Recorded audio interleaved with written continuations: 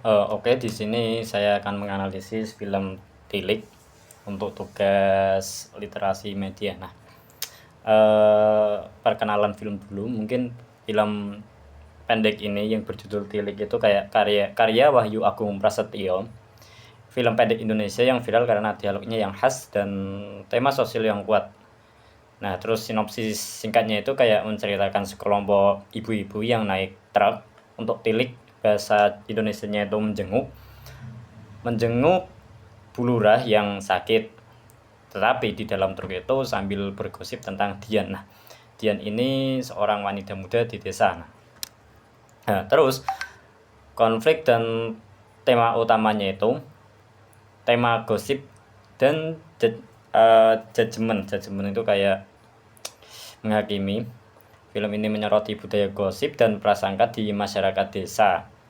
Nah, itu biasanya di desa itu kayak banyak gosip-gosip berkeliaran tentang eh se anak seorang pemudi yang emang dia itu kayak sering masuk keluar hotel gitu. Nah, terus si pemudi ini yang namanya Dian, nah itu digosipin sama ibu-ibu yang netnya itu menjenguk si Bu Lurah ini. Nah, jadi bahan gosipan tuh di situ.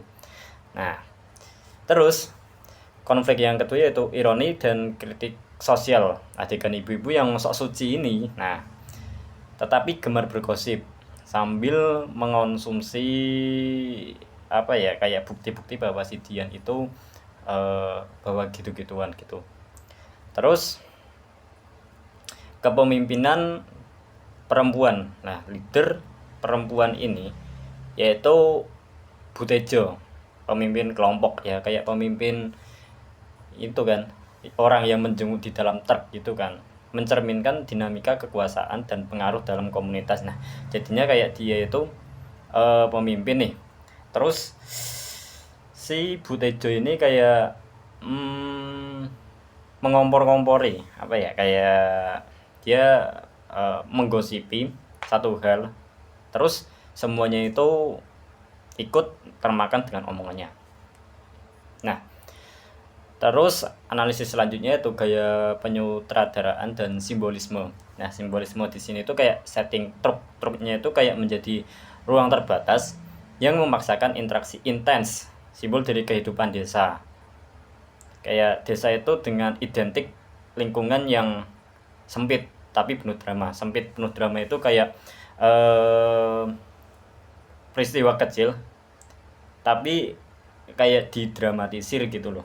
Nah, terus dialog natural bahasa Jawa ngoko. Nah, bahasa Jawa ngoko itu kayak di sini itu bahasa Jawa yang kita gunakan ya, kita gunakan setiap hari, sehari-hari ngomong sama orang. Nah, bahasa ngoko. Terus ending terbuka itu ternyata si Dian itu mengundang penonton berpikir kayak apa bener sih gosip itu gitu, apa hanya fitnah doang. Nah, terus